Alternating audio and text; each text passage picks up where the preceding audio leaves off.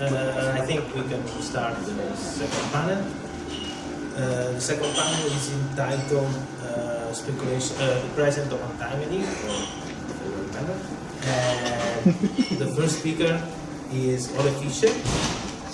OLE Fischer has studied at the Bauhaus University in Weimar and at the ETH in Zurich. He is now an assistant professor of history and theory of architecture at the School of Architecture at the University of Utah. And he has taught in many universities, among which ETH in Zurich, the Harvard GST, where he has been a visiting PhD fellow and a postdoc research fellow. And he has been a fellow in residence at the Akademie Schloss Solitude in Stuttgart, and his talk will be about the connections of Friedrich Nietzsche's talk with fundamental work, and in order to give us some more clues about the topic of untimely from a Nietzschean point of view, and maybe, and well. Thank you. Unashamed to make a little bit advertisement for a magazine that at the University of Utah we're editing there, me and my colleague, Dialectic. There's a call for paper which is due today on craft, but well, maybe if you talk to me I would be welcome to give a few days more if you want to submit something. Coming back to my talk, avant-garde to arrière-garde. So my argument will be that a Nietzschean artist understood the question of untidiness and could take quite different, opposite actually, views of how to position himself, which will be a history. The German philosopher Friedrich Nietzsche developed the notion of untidiness as a fundamental critique against the society of his time, especially against its moralist complacency about the newly erected Wilhelmine German Empire, including its artistic self-representation and everyday Philistine culture. In combination with the concept of the self-education and self-formation of the creative artist working against her time, made Nietzsche so attractive for architects rebelling against the Belle Epoque, amongst others, the Flemish, Henri van de Velde. So I wrote a big thesis about Nietzsche's shadow, how van de Velde was trying to follow the steps of Nietzsche, but this will be today a different kind of chapter.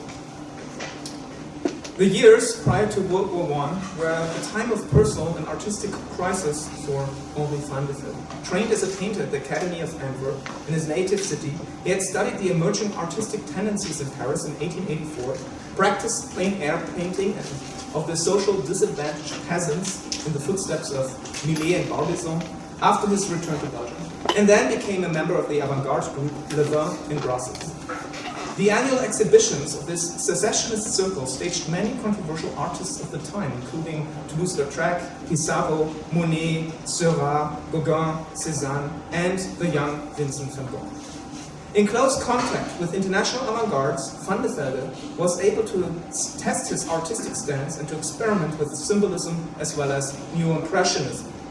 Yet, despite some of the early success, he turned away from painting and embraced theoretic reflection and applied arts instead, which was informed by Viollet-le-Duc, Ruskin, and Morris, but also by Nietzsche, as well as by socialist anarchistic critique. This change of orientation materialized in the textile application in 1892-3, and with the help of his later wife, Maria Seth, van de Velde soon designed furniture, interiors, and finally their own house, Bloemenveld, in Utrecht near Brussels in 1895, which he, despite being an autodidact, authored from inside out as a synthesis of arts. The same year, the art dealer Siegfried Bing invited van de Velde to furnish 2 rooms in the gallery Les Maisons d'Art Nouveau in Paris for the inaugural exhibition of December, which were rejected by critics as barbaric. Nevertheless, they mark one of the birth moments of what we call today Art Nouveau, which is of course taken from the Maison d'Art Nouveau, since interest grew among a group of German collectors and critics, all involved with the literary artistic magazine Pan at the time. The breakthrough from the same Parisian interiors at the Applied Arts section of the art exhibition in Dresden 1897 followed. Overnight, van der Velde had become a star in the German Empire. His call for a new style fell in line with the work of many other artists who had switched to applied arts, and German Jugendstil was born. Various commissions in Germany and financial difficulties of his crafts workshop in Brussels made a move to Berlin necessary in 1900, only to find himself trapped in an unhappy collaboration with the local arts and crafts. With the help of his patrons and friends, Harry Count Kessler and Ebert von Bodenhausen, he was appointed by the young Grand Duke Wilhelm Ernst of Saxony-Weimar-Eisenach as the artistic advisor for the arts and crafts industries of the small duchy in 1901, as a position which gave high hopes for new Weimar after the golden age of Weimar and Goethe and Schiller and the silver age of Weimar under Franz Liszt, to revive the small but culturally rich town and turn it into a center of international avant-gardes under the seal of Nietzsche's philosophy. If his acclaimed work between Blumenwerf and Berlin has been characterized by a dominant linear graphic style, a search for dynamization of space, which derived clearly from his ornamental work, I quote, "A line is a force." This phase in Weimar marks a shift towards a more sculptural and organic oeuvre exemplified by the Nietzsche Archive in Weimar, 1902-4, his first work in the new city, as well as the Grand Ducal School of Applied Arts, which was done in 1906-8. Jugendstil in general, and van der Velde explicitly, have been attacked as fashionable, and we talked already about the problem of fashion, graphical or superficial from the beginning, as for example by Adolf Loos or Hermann Muthesius, to name the most famous critics, both initially united with van der Velde in their rejection of eclectic historicism. In addition, many critics in the Wilhelmine Empire degraded it as foreign with nationalistic undertones. Starting in 1900 already with the Exhibition Universelle de Paris, and again in 1901 with the opening exhibition of the artist colony by Tildenhöhe in Darmstadt, titled A Document of German Art, van der Velde distanced himself from the tendencies of Art Nouveau, Secession, or Jugendstil. He grasped the danger of success that his new style had become fashionable trend, much copied by others, undermining his reformist intentions. But despite a noticeable turn towards objectivity after 1902, he did not live up to his vows to leave behind ornamentation and concentrate merely on form, material, and use. His fears that Art Nouveau would not be new any longer, but out of fashion, had turned into reality by 1906 at the Arts and Crafts exhibition in Dresden. Here, where van der Velde had celebrated his first international success in 1897, he had to acknowledge that the dawn of his new style, which was replaced by Neo-Biedermeier, Neoclassicism, and Regionalism, or the German version, Heimatschutz. Originally, the Dresden exhibition was initiated as a convention of the reformers against historic eclecticism. But many of the early modernists like Peter Behrens, Josef Maria Olbrich, Richard Riemerschmidt, Bruno Paul, or Josef Hoffmann practiced now in classicist tendencies. To make things worse, van der Velde faced staunch criticism against his contribution of the vestibule for the Museum of Fine and Applied Arts, the Museumshalle, then under the director of Count Kessler, his friend. Critics noted the unresolved discrepancies between the rationalist theory of functional form and material honesty versus an extravagant design that featured romantic synthesis of art by integrating large-scale ornamental paintings by Ludwig Hoffmann, which was rejected as flamboyant, irrational, deformed, and above all as old-fashioned, read as Jugendstil. In these years, van der Velde's search for alternatives included regionalism, for example, the Hohenhofer for Karl-Ernst Rosshaus in Hagen of 1906-8, a spiraling landhouse worked with a local stone, deep slate roofs, and other details from the Bergische Land in western Germany, or the later Villa Theodor Springmann, also in Hagen, in the Ruhr area, of 1914-16, a massive volumetric block of stone quarried on site. Even his own house, Ruhrpappeln in Ehringsdorf, near Weimar, showed elements drawn from local vernacular culture. An alternative trade explored Cyclopean neoclassicism, which reached back to van der Velde's travel to archaeological sites in Sicily, Greece, and the Orient, Syria, in 1903. Here we see one of his pictures. This body of works includes the monumental Ernst Abbe Museum in Jena, temple in Jena, designed as a modernist temenos, and expressive in its symmetry and tectonic language of limestone and concrete, as well as the family tomb for Karl Kötschau in Weimar on the historic cemetery, with its archaic paling of monumental blocks. Also, the Nietzsche Stadium and monument for Weimar, planned for 1911-13, never realized, speaks volumes about this gigantic ambitions to compete with the nationalist monuments, such as the National Monument on the Battle of Nations in Leipzig by Bruno Schmitz, finished in 1913, so exactly about the same time. Hence breaking with rational organic form giving and material honesty of Van der Velde's new style. Yet there's a third design strategy employed by Van der Velde in his search for alternatives to Eugene Steele before the Great War. He retreated into neo-Rococo aestheticism, such as the Palais Durkheim in Weimar, or the design for the Universal Museum in Erfurt, which has not been realized. I've been publishing about that at another venue. All of these approaches seem to be unsatisfactory and distant from his avant-garde designs around 1900. For Van der Velde, the new modern era had begun, one that was calling for a radical break with history and a contemporary artistic expression, of course, zeitgeist ideology. But despite his theoretic calls for a new style based on rational conception and modern sensuality, the translation into design and built reality remained problematic. In addition, he felt isolated at the provincialism of Weimar, ridden by sorrows over the underfinanced Grand Ducal School of Applied Arts, which he served as a founding director since 1908, and offended by the intrigues of the Grand Ducal Court. Yet 1911 offered an opportunity for change, thanks to Count Kessler, the Parisian impresario Gabriel Astruc, commissioned Van der Velde with the design for a modern stage set at the Théâtre Champs-Élysées. Van der Velde had worked previously on several theater designs together with Gordon Crack for the actress Louise Dumont in Weimar, never realized, for Max Reinhardt in Berlin, as well as a replacement for the Grand Ducal Theater of the Goethe era in Weimar, all in vain. Eagerly, he embraced this chance to finally realize his new stage design, and since this commission coincided with another project in Paris, Van der Velde hoped to leave Weimar behind, move to the thriving French metropolis, and reconnect with the artistic avant-gardes of his times, which was the Nabi. So the symbolistic paintings you see up there are actually by Nabi artists. Re-rented a studio in Paris, asked for sabbatical at the School of Applied Arts, which was denied, and immersed himself into the project, which would turn out as another failure. Due to the restricted site at the Avenue 10, he went to stack vestibule, theater, auditorium, and small stages above each other. Hence, he envisioned the structure in ferro-concrete. Following the recommendations, he invited the Perret brothers as specialists for concrete construction, but they used nationalist arguments to push the Flemish Van der Velde out of the project.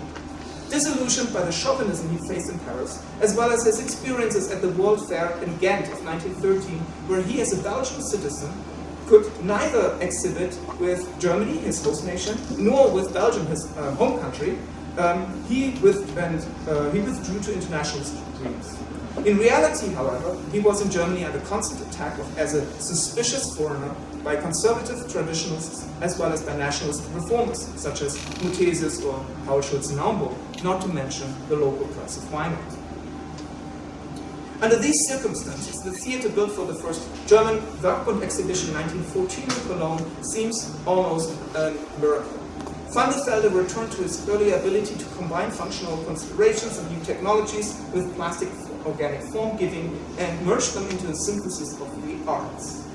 He was next to Bruno Taut and his glass pavilion, and Walter Gropius and Adolf Meyer and their factory, amongst the only few architects who did not fall prey to neoclassicism or neo-Biedermeier, as already noted by the critics of the time. This is, for example, the exhibition buildings by Peter Behrens, or here we see Hoffmann. So just to see what was the neoclassicism right before the war. I'll jump over here something because I know we are short on time today. The theater, however, so I could give another lecture on the theater, but I will. The theater, however, is only one part of Van der Velde's contribution to the Cologne Werkbund exhibition. The other is the infamous Werkbund debate, taking place at the annual Congress of July 2nd to 6th, 1914. Here the positions of Muthesius and van der Velde clashed furiously, leading almost to a break of the organization. The group of individualists interpret the circulation of the 10 theses by Muthesius as an affront. They gathered around Rosthaus and decided that van der Velde should present 10 antitheses, which were discussed and spelled out the very same night. Despite what has been written about the Werkbund debate by modernist protagonists of the next generation, van der Velde actually achieved a considerable point within the institution.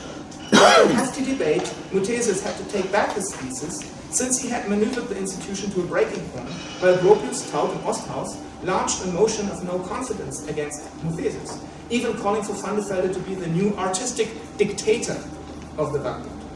Today, the neoclassicism supported by Muthesius is all but forgotten, while the contributions of the individualists exerted long-term influence on the next generation in the architecture of the long 20th century. Van der Velde's plastic sculptural architecture echoes in the organic tendencies from Erich Mendelssohn to Alvar Aalto. Taut's crystalline shapes re-emerged as German Expressionism and Dutch Wendingen group, if not in deconstructivist architecture of the 1980s. And the industrial design, sleek industrial design of Gropius and Meyer leads to high modernism, though even its protagonists acknowledge van der Velde's theater contribution. All of this hope for change was destroyed with the outbreak of World War I in August 1914 due to general mobilization in July 28th in Austria-Hungary and August 1st in the German Empire. The exhibition closed early. The theater was in operation only for 6 weeks instead of the planned for 3 months, and never reached its full potential, staging the avant-garde pieces van der Velde had hoped for and already lined up. Despite the respect and support he had gained during the Werkbund debate, van der Velde could not execute his leadership role as the voice of internationalist modernism within the institution to take it into a different direction. Instead, Werkbund immersed itself into war economy, dedicated its energies to standardization and norming, like the famous DIN, the German Institute for Norming, which was created out of need for war rationalization. Van der Velde, deprived of the fruits of his success, became a hostage of the Grand Ducal war bureaucracy, treated as enemy alien. The imposed house detention and absence of work led to a severe depression, for which he reached out for treatment in various sanatoria, while his Belgian passport was confiscated without a replacement by a German document. It was not until 1917 that Count Kessler arranged permission for van der Velde to leave to neutral Switzerland with a vague mandate to report on the exiled German artists and cultural activities. Instead, van der Velde connected swiftly with pacifists and internationalists like René Schickele or Ernst Ludwig Kirchner. The struggle about ownership of van der Velde, however, and if he and his work belong to the German Werkbund or Belgian Art Nouveau, continue to this very day, as considerable split between the French and the German reception demonstrate. Van der Velde's design during his Dutch years, the Kröller-Müller period from 20 to 25, can be categorized mainly into two formal lines. On the one hand, a return to regionalist vocabulary already present in his pre-war German villas, yet now adapted to the post-war economic and social realities. With the design of his own house, De Tent, in Wassenaar in the Netherlands, he explores the possibilities of cost savings and shortened construction time with prefabricated wood. The layout of the house, however, combines middle-class comfort, detached garage, central heating, spaciousness of his in-house atelier, etc., etc., while shows on the symmetrical outside traditional lowland features such as steeped thatch roof and wood paneling. This search for primitivism can be paralleled to similar tendencies of the Dutch and German Expressionism, as for example the Wendingen group in Amsterdam, or the much more famous Sommerfeld house near Berlin, the first erected Bauhaus workshop under this van der Velde's successor, Walter Gropius, in the same year, 2021. The second tendency surfaces in the various folios for a new museum for Anton and Helene Kröller-Müller. After first the concept of a spiraling land house was put to side, van der Velde designed several stages of a museum on the Franzenberg in the park OLE W near Otterlo between 21 and 29, independent from the residential program, but in proximity to their hunting lodge, Sint-Hubertus by Berlaar from 14 to 20. Let's check some images. The plans of the museum show a massive east-west actual orientation around a central octagonal shaped core, expanding into the landscape of the hillside with embedded terraces, while a cordonneur-like configuration with rows of severe pylons marks the counter-axis on the north entrance. This strong symmetrical layout, with only minimal differentiation inside and palace-like triple-run staircases, few low and very heavy or horizontal openings, if not all reduced to skylights, and ashlar stone detailing, returns formally to the Cyclopean monumentalism already present in the pre-war commemorative works of Abbe and Nietzsche. In addition, van der Velde seems to have taken into account inspirations from his predecessor, Berlage, who already had made designs. Sorry, this is Berlage. Berlage's design for the museum of 1916 to 18, as well as restrained references to the developing French Art Deco, which evolved into the later on exhibition in Paris. Yet while van der Velde was executing a number of smaller works for the Kröller-Müllers, the large museum project was stalled, finally begun, and after he had left the Netherlands, and then aborted again because of first signs of economic depression 28-29. Years later, when during the Great Depression the private collections was offered to the Dutch state, a smaller, much humbler version of the building was actually executed in brick with top-lit galleries around a geometrical courtyard as a temporary museum, which is in a site very close by and still known today as the Rijksmuseum Kröller-Müller. As a brief overview of post-war design demonstrates, or pre-war and post-war design demonstrates, van der Velde did not continue his evolutionary line of development theater. Rather, he explored the pathetic style with heavy-handed historic... Half a page? Okay. Historic references to the vernacular, respectively, while a younger generation of architects experimented with possibilities of abstraction, purism, technology, and industrial materials. And I'm just showing here, of course, the most famous Weissenhof. Van der Velde felt the need to reinvent himself once more, this time not at the forefront of the movement, but as a commentator and keeper of modern values. This turn is exemplified with his reviews at the Paris Art Deco exhibition, which I already mentioned. Still an outspoken critic against eclectic historicism and neoclassical tendencies of the 1920s, he celebrated the pavilions of Bob Mallet-Stevens, Josef Gottschalk, and Konstantin Melnikov, oops, out of sync here, Konstantin Melnikov, as achievements for a new international architecture in continuation of his own work, respectively the German, Austrian, Belgian new styles before World War I. But now he expands his criticism towards the tendency of what he calls extreme abstraction and perverse mechanization he saw represented in the everyday objects of the radical avant-gardes of Soviet Russia, an accusation of fatalism and lack of humanism that in later iterations of the same argument he directed even against Le Corbusier, Bauhaus, and De Style, which was of course also present at the 1925 exhibition.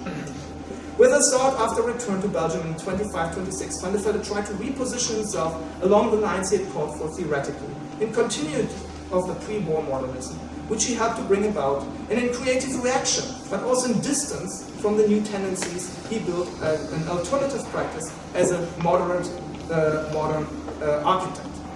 Van der Velde's design, go here. Van der Velde's design in Belgium interwar period sport cubic massing, flat roofs, horizontal steel windows, often in brick and concrete, and this is important in his case, almost devoid of any ornament, but with distinct detailing, enhancing the materiality and individual distinction of spaces and buildings, as exemplary in the already behind me La Nouvelle Maison in Tervuren, near Brussels. This moderate modern approach concludes his search for a new architectural expression after his avant-gardism described above, but does not fall under the abstraction of purist white render, primary colors, and tubular furniture.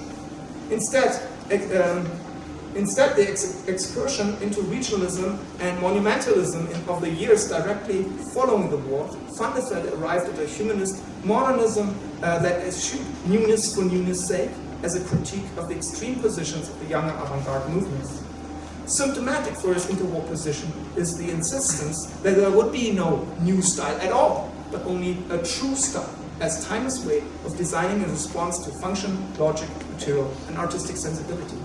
His position, now sprung from the lifelong experience as well as from the creative and fruitful interaction of the new avant-gardes, is that of an arrière-garde position. Not unlike Frank Lloyd Wright in the US, that is, as a predecessor to the new avant-gardes, as a pioneer of the new movement, but still one to be reckoned with.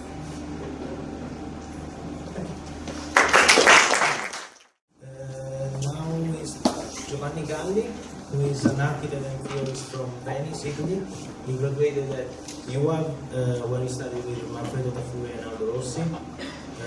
Giovanni Garli has studied classical architecture at New York University before completing his PhD in architecture at the University of Genoa in Italy, where he is now a research fellow and professor of architectural design and theory of architecture. In 2009, he has been a visiting professor at Penn University, and he's going to talk about aesthetic and time and in relation to the architecture's ontology and its sacred. It's not the right one. Yeah, the image is not so clear, so I apologize for that. This communication will be about aesthetics, like Giacomo said, as hinted by the title, and about ontology of architecture. And the two, in my reading, as you will see, are strictly correlated. And I shall begin from the very beginning, meaning that all started here with this passage. And what I'm saying is that before Vitruvius and before De Architectura, and I would add even before this precise definition by Vitruvius of what architecture is, before all this, architecture did not exist. And I know that this is a bold statement to make. Surely architecture existed before Greek temples or pyramids were well on the ground several centuries before. But what I'm making here, and in a way what I want you to make with me, is a clear distinction between physical and cultural objects. Because actually, in ancient Greece, there is no discipline named architecture. There is even not a name for it. Architects exist, architecton, which means, by the way, which but it's better like that. Yeah?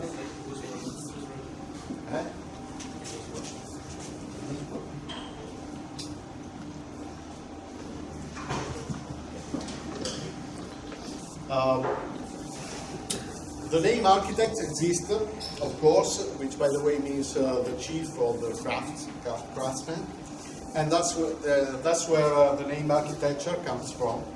But there exists no concept of architecture,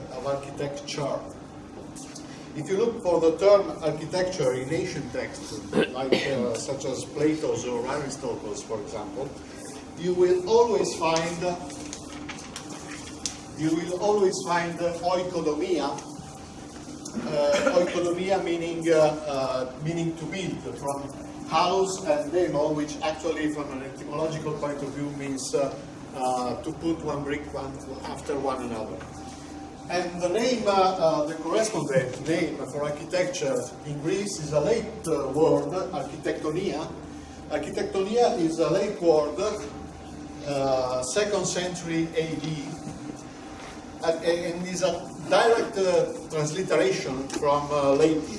And only 2 centuries after, architecture had been institutionalized as a discipline by Roman culture. In Greek culture, architecture cannot be a discipline, because to build is not an intellectual activity, an episteme in Greek, but just a craft, a technique, with a set of rules to follow blindly, so to speak. And it is not by chance that Vitruvius begins his treatise, and I'm talking about book 1, chapter 1, paragraph 1, with the phrase, architecture is a science, precisely an episteme, based on many knowledges based on many technologies, by which to form a judgment about the work of craftsmanship. And please note the use of the term judgment, because we will meet it again very soon. Now, I spoke about the difference between a physical object and a cultural one. Let's make an example drawn from art, and then we will switch to architecture. Let's take a painting, a very famous one. We can consider it from three different points of view. A, it is an object, a physical object, meaning a piece of cloth covered by color pigments mixed in dried oil. It is a painting, that is the oil drawing, the actual oil drawing made on the canvas. And C, it is a piece of art. Now, the first two ways to recognize our painting regard just a cognitive question, while the third one is an entirely different question. It is a cultural question requiring some cultural assumption. It requires something external to the object itself, that must exist in order to call it art. And actually, the meaning we give today to the word art is entirely different from the one that contemporaries of Leonardo da Vinci gave to it. During Renaissance, art meant craftsmanship. And to produce a painting was conceptually not so different from making bread or weaving wool. To acquire the meaning we use today, painting had to be recognized as a fine art. And in a more literal tradition, in a more literal translation, a beautiful art, like is said in the title of this book by Abbot Bateau, 18th century. Now, the same three levels we saw in art present themselves in architecture, with the additional difficulty by which, while a painting that is not art is nearly nothing, a building remains a useful object in its own, regardless of any other conceptualization. As I said for the painting, however, here again, a building too requires something external to it to be recognized as architecture. What does it need? Precisely for the concept of architecture to exist, something that we could call a discursivity, that is a complex set of words and concepts creating the universe of sense within which the statement, "this is an architecture," makes sense. This is why, with the help of Foucault, we can define Vitruvius as a founder of discursivity. Using Foucault conceptualization, we can understand how Vitruvius, as the spokesman of a Roman culture, produced both the possibilities and the rules for talking about architecture. He defined a discursive field that is, this is architecture, or better, this is what architecture is, together with its rule of permutation, both by analogies and differences. So, back to the Vitruvian triad: firmness, utility, and beauty. This, we said, was the beginning. And now we can also understand that this is because, in this passage, Vitruvius is not just giving some rules of art, but the first principles upon which he is basing the science of architecture, from which all the rules will follow. We shall compare this passage with the first real treatise of aesthetics in the modern sense, Kant's Critique of the Power of Judgment.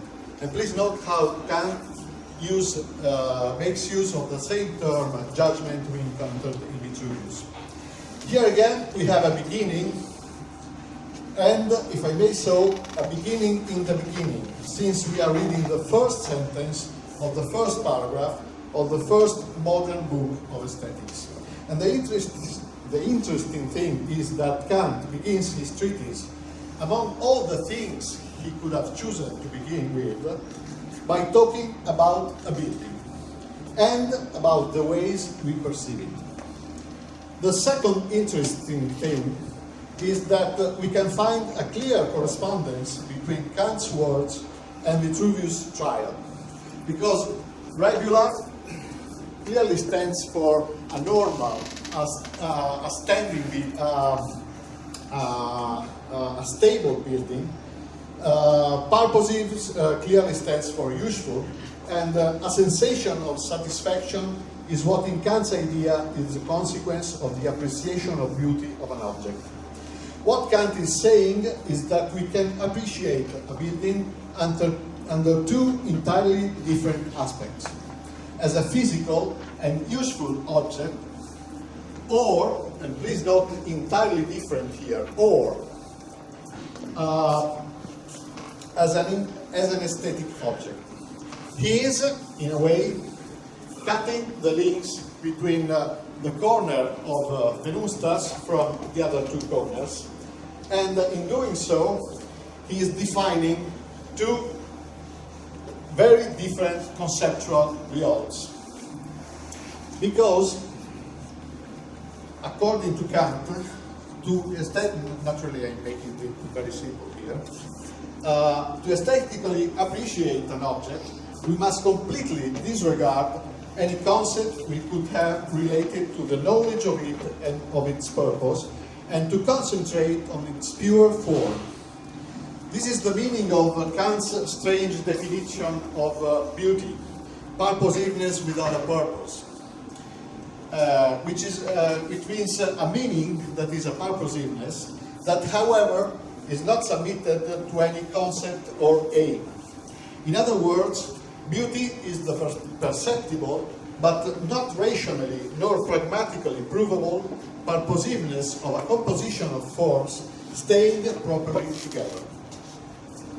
And as his famous example about the flower that you can read there explains, this judgment of beauty is possible thanks to an abstraction of form with respect to any other concept. Even the botanist, Kant says, who perfectly knows what end the form of a flower have, must ignore this knowledge in order to appreciate a flower as a beautiful object. So that for any object under consideration, we can consider two kinds of beauty: free beauty and adherent beauty. Adherent beauty, which is the one considered as an aptness to an end, a purpose, and which in architecture would be firmness and utility. And free beauty, the one brought about by appreciation of pure form. Now, this dichotomy between free and adherent beauty bears a close resemblance with one we can find in theory of architecture, the one made by Claude Perrault only 1 century earlier, between positive and arbitrary beauties. Positive beauties, according to Perrault, here we are reading the definition Perrault gives to positive beauty, are those which are objectively measurable, like the richness of material, like the precision of the execution. I mean, all things that we can give a measure for them, all things that any layman can appreciate. And to the contrary, arbitrary beauties are those only depending from form, and clearly from form, which means proportion, shape, forms to things. And here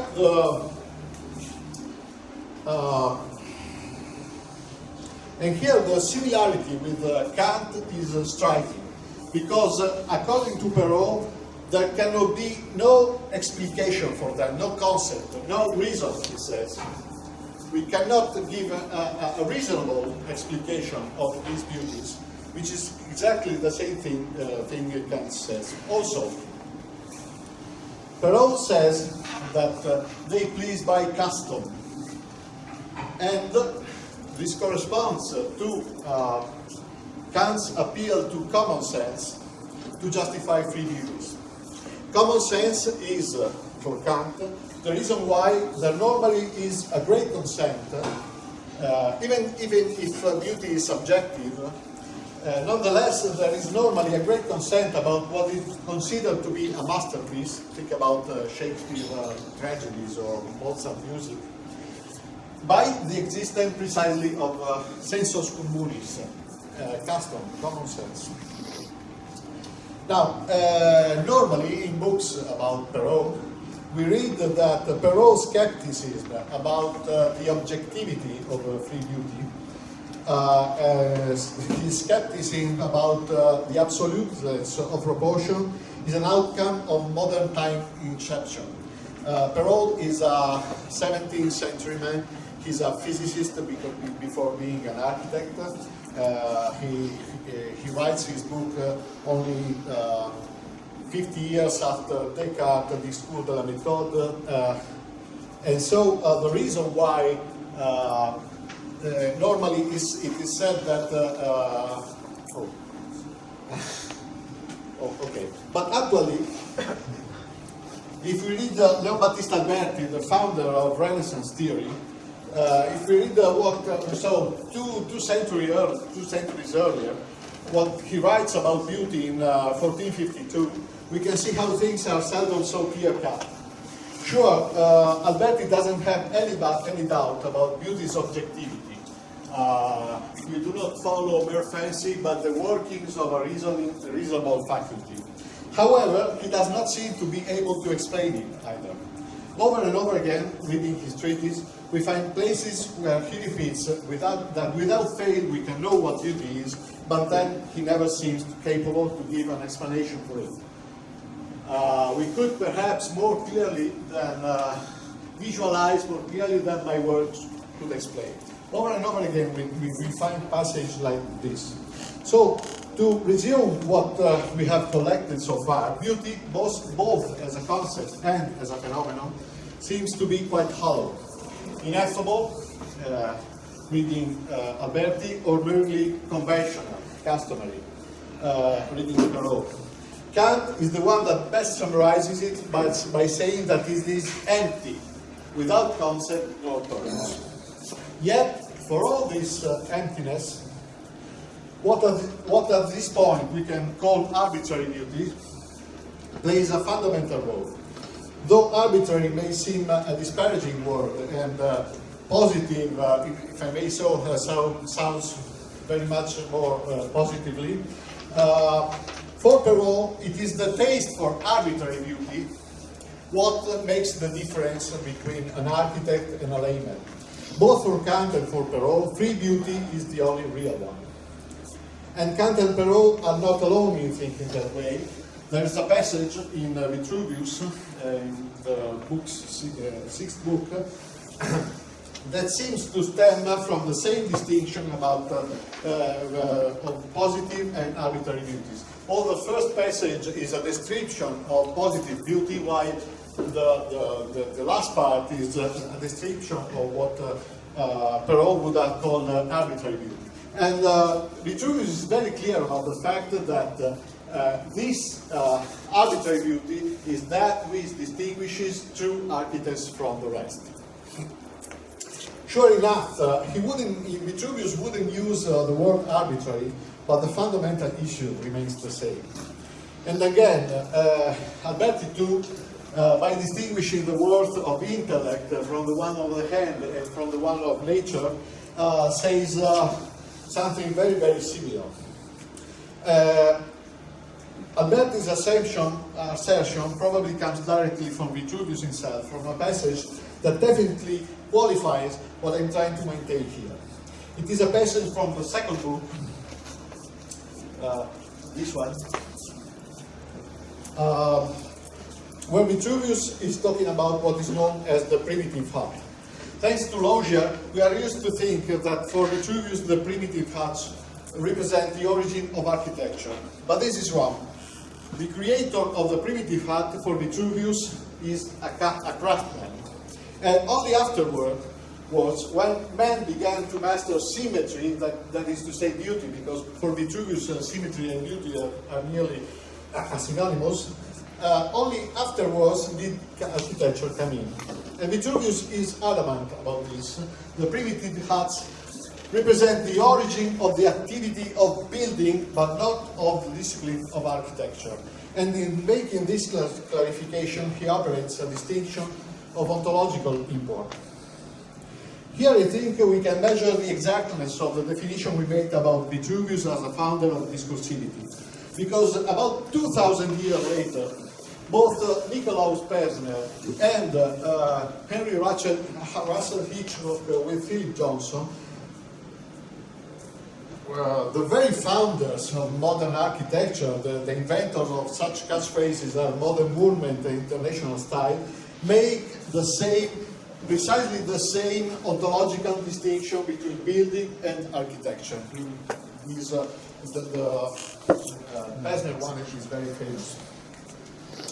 As we said after Vitruvius, as after Foucault, Vitruvius sets the limit of the discursive field of architecture and its permutation rules. What I mean is that Persner and Johnson may well be anti-classical, but they, however, remain within those ontological limits set by Vitruvius. We are talking about a discursive field ontologically based on a very simple differential dichotomy. A dichotomy where building and architecture reciprocally substantiate themselves by difference. And of course, it all hinges on beauty. Beauty is the go-between between the two. As you can understand, this is an empty ontology. It doesn't say anything about the aesthetical features of beauty. Remember what Kant said about free beauty, it is empty, it cannot be gathered within a concept nor a purpose. But this emptiness is what consents the existence of a unified ontological principle. Vitruvius' beauty is very different from the one of Persner and Johnson, and yet the three of them stand under the same ontological umbrella. Now, contemporary thought is ill at ease when talking about beauty precisely because it considers it arbitrary. And it is a strange attitude, because while no one nowadays would entertain even the idea of an absolute and eternal beauty, at the same time, relative beauty is considered irrelevant precisely because it is relative. But the very fact of being arbitrary, empty in Kantian terms, is what permits it to the various historical embodiments of beauty to fill the ontological void we evidenced. I'm sorry, can I have 5 minutes? Let's take another concept from Foucault, the one of archaeology compared to genealogy. Archaeology and genealogy are just another way to talking about a discursive field of ontology and epistemology. Archaeology studies the way by which a discursive field it comes to be, ontology, while genealogy uncovers the various historical strategies by which discursive fields are put into play. What is central here is that while ontology posits an unified field, to the contrary, epistemology presupposes diversified historical strategies. This is what Foucault described as the various historical epistemes, separated one from another by what he calls epistemological breaks. And this is important because it resolves a fundamental philosophical problem of coexistence between the high historical continuity of a concept and the historical discontinuities of its manifestation. Archaeology is the positing of the what, genealogy is the study of the how. The only modification we have to make here with respect to Foucault is to substitute the concept of epistemology for the one of aesthetics, since beauty is at the heart of the system we are studying. I know that this sounds a little bit complicated, so I'll show you another diagram trying to render the whole thing more simple. Here we have the two levels, the ontological one and the aesthetical one. The ontological one working like a switch, architecture, non-architecture, and the aesthetical level, where the line of time here, where the line of time is divided into the various historical embodiments of beauty, what Foucault would call epistemes. These vertical lines, you should read them as epistemological break. What I would like to underline with this table is the particularity of some characterizations of beauty. As you can see, some adjectives are preceded by the formula to convey an idea of. This follows from the definition of free beauty we started from. Since free beauty is what cannot stand under a concept or a purpose, it cannot be objectively measurable, lest it would be just utterance beauty. And I think this is exactly what historically has happened and continues to happen today.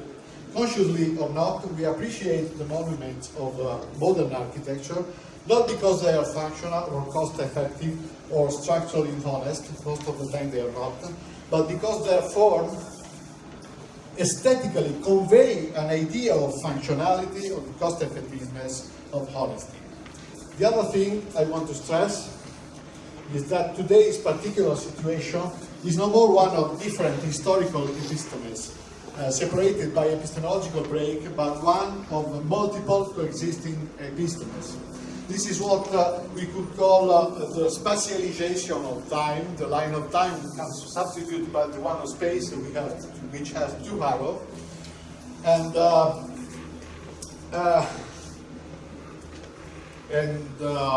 I just proposed, and the line are coexisting epistemological breaks, not one succeeding the other historically. Here I propose just two specimens, green architecture, parametricism, plus the all isms that we can think of. Here again, as you can see, several adjectives are preceded by the formula to convey an idea of, for the same reason I mentioned about modern architecture. This also means that from the point of view of architecture, no artifact is more social useful or scientific or objective than any other. Each one must be judged in its own aesthetical terms. And here I cut and I thank you. And the next speaker is Dr. ELI HADDID. Who is the Dean of the Lebanese School of Architecture and Design since 2012, if I'm right. After serving there as an assistant dean since 2009.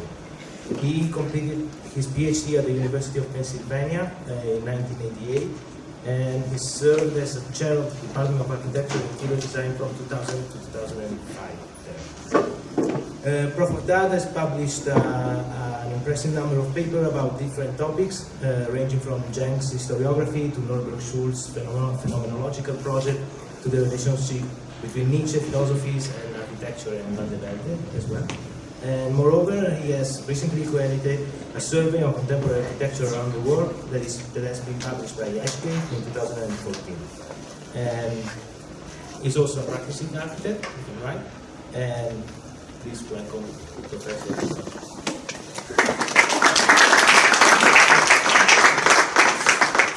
Thank you. Can we have a little bit light here, or is it going?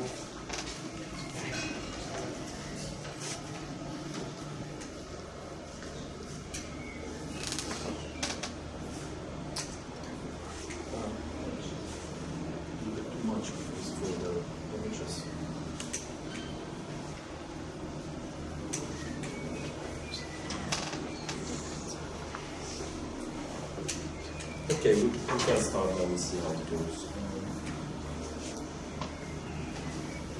One thing that you didn't mention was that my dissertation was also on Henry van de Velde, so we have some common ground with OLE here. Well, it was in 1998, not 88, so maybe 10 years older, but that's fine. My presentation will be a little bit simpler than Professor Garli, so I hope you will be able to also enjoy it. The title is Transcending Geography, Architecture in the Neoliberal Era. The developments of architecture after the 1990s unexpectedly took the world by surprise. The prophetic visions of Guy Debord outlined in his Society of the Spectacle were realized at a phenomenal pace across the globe, from Beijing to Dubai, encompassing, as a matter of fact, the Western world, which was predisposed before all others for this post-industrial revolution. We can talk, of course, about a major paradigm shift that was made possible by the changes in the world economy and the emergence of post-industrial economies that were no longer place-anchored and propelled by the new revolution in information technology. This was coupled at an architectural level with the development of new imaging techniques that overthrew the traditional systems of production and representation, resulting in a fast-paced production of architectural projects at the expense of any critical reflection. The digital revolution, as it came to be known, gave an additional impetus to new economies, that of the possibility of infinite reproduction. The ideas first voiced by Walter Benjamin about mechanical reproduction almost a century ago were now effectively put into practice, making it possible through the invention of the World Wide Web to diffuse, exchange, copy, and transform all these products, reduced to a set of images and stripped of their context. Within this new global game, architecture was reduced to a new product of exchange, fashionably displayed by cities around the world, as an indicator of a newly acquired world status and as a means of access to the club of cosmopolitan cities. The overwhelming spread of this new phenomenon in architecture provoked a number of reactions, latest among which is the radical critique of Douglas Spencer in his Architecture of Neoliberalism, in which he connects the new trends in architecture to the neoliberal economic regime that conquered the world from America to China. In his acerbic critique, Spencer accuses the new architects of having adopted models of self-organization, emergence, and complexity, and endorsed cybernetics, systems theory, and ecological thought, mimicking the systems used by the reigning economic order. They have also, according to him, posited the human subject as a kind of post-enlightenment being, environmentally adaptive and driven by affect rather than rationality, flexibly amenable to being channeled along certain pathways, but uninterested in, even incapable of, critical reflection upon its milieu. In their maneuvers to seek legitimacy, some of these architects even misappropriated the philosophical concepts, such as the emblematic fold of Deleuze, and translated it into a strategy for generating new forms stripped of any social concerns. This shift in strategy appears, for instance, in Zaha Hadid's evolution, from a neo-constructivist approach to one that is marked by explosive dynamics, announcing a new Weltanschauung, again according to Spencer, which manifests itself in these phantasmagoric forms. The way for this new wave was paved already in the 1960s through the promotion of cybernetics and the ideal of the creative and entrepreneurial individual, liberated from any limits or social constraints. Accordingly, architecture is seen through this particular lens as the uncritical and submissive midwife, complicit through her formal accommodation of this new world order, which falsely promises redemption from an increasingly difficult human condition by optimizing the subject's performance within the system as an act of emancipation. The accusations of Spencer are not far-fetched, although the linkage that he makes between specific architectural forms and the new neoliberal order does not always hold. One could equally level the same accusations against an architecture that is rational, classical, or modern. The forms themselves are not the only indicators of this submission to the reigning economic paradigm, although this new expressionism does carry within it a more blatant advocacy of its affiliation. As an example of that, Patrick Schumacher himself, one of the main advocates of this new architecture, in a controversial declaration a year ago, launched a clear attack against the remains or the remnants of the old economic order, calling for the scrapping of social housing, removal of urban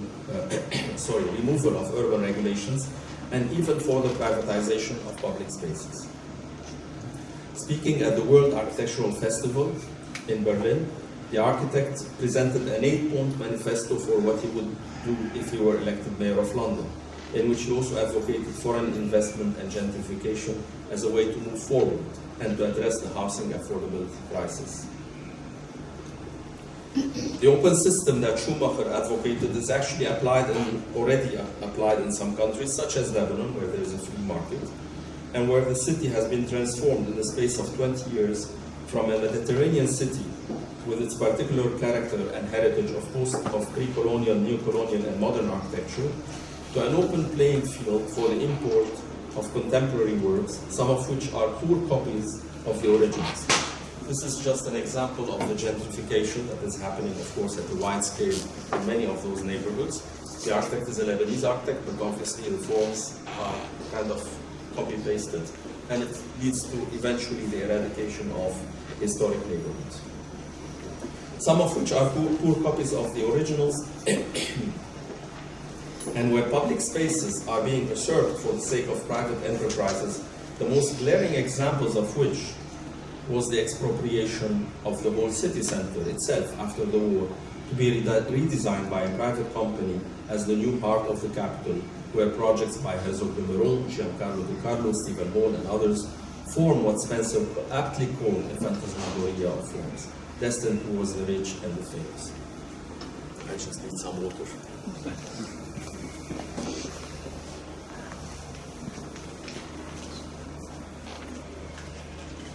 The image on the lower part of the screen is Stephen Hall's project for a club and residential district near the marina.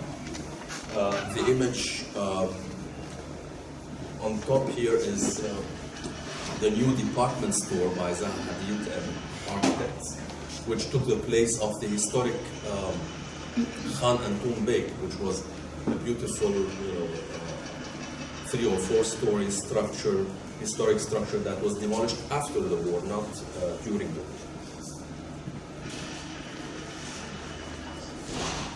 Between topicality and non-topicality, the cases of Dubai and Abu Dhabi. The trend of importing different models has radically transformed the morphology of historic cities like Beirut in a way that has completely altered their physical and social fabric. The other major examples of this phenomenon are prevalent in the Arabian Gulf, where cities have taken advantage of this new trend of fashionable brand names to completely reshape and remarket themselves on the global map as equivalent to New York, London, or Paris. Dubai has emerged as a prime example of this new trend in the Arab region. From a modest fishing port on the Persian Gulf, it has now completely refashioned its image and scale as a new mega metropolis of the Arab world. Here, projects of different styles and scales neighbor each other. Diversity is the new slogan, but a superficial condition of diversity which is not reflected in the social and political sphere, where critics argue very little progress has been made. The translation of diversity in architecture has created ambiguous conditions, as in the example of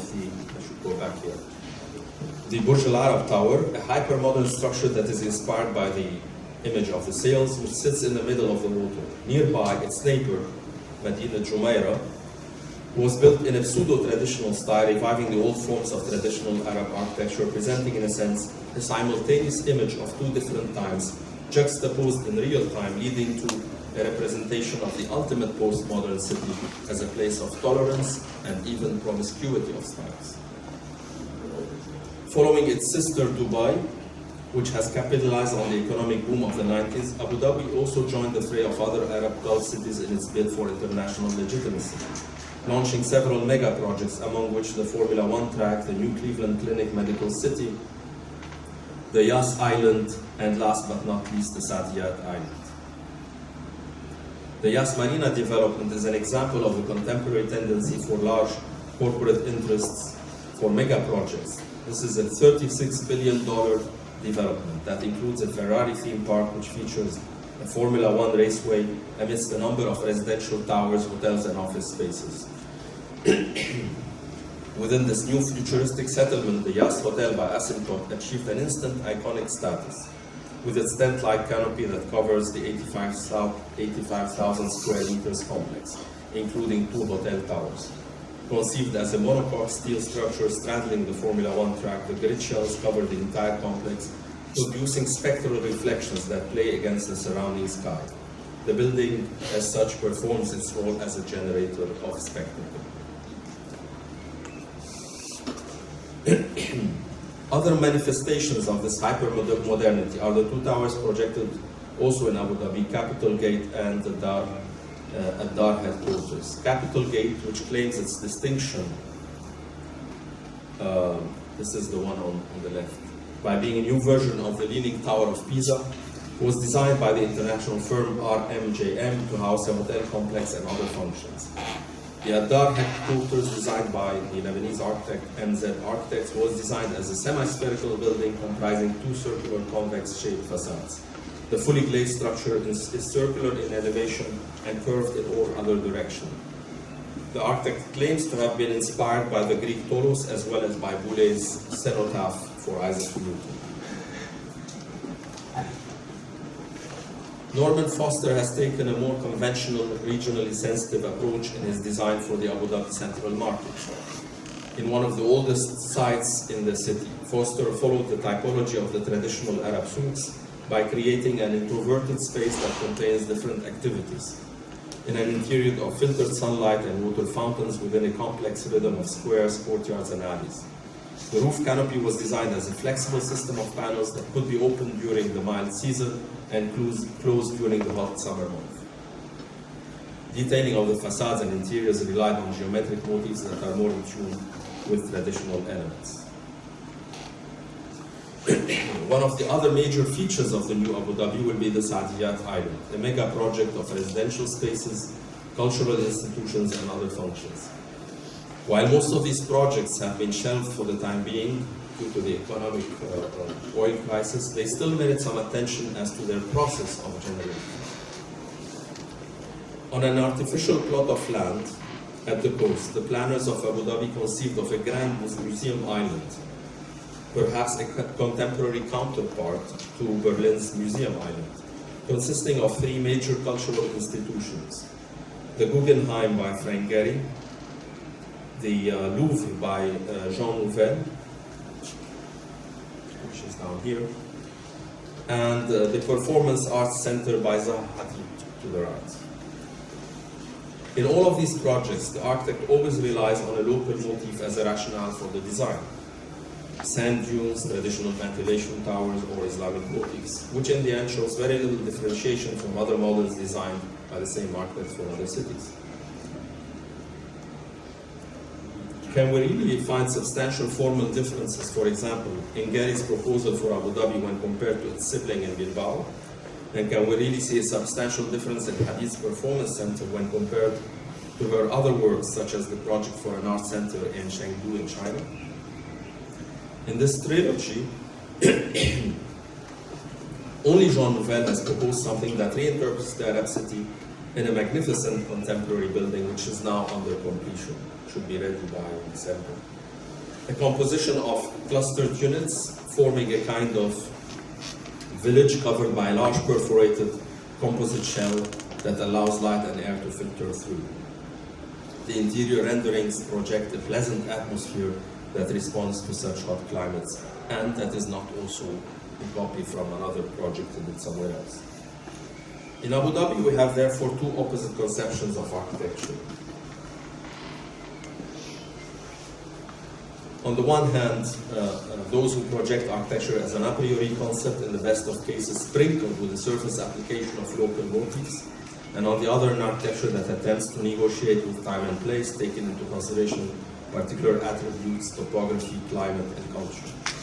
This opposition is not only particular to Abu Dhabi, but it's clearly evident across the globe, where these 2 different tendencies appear in many situations.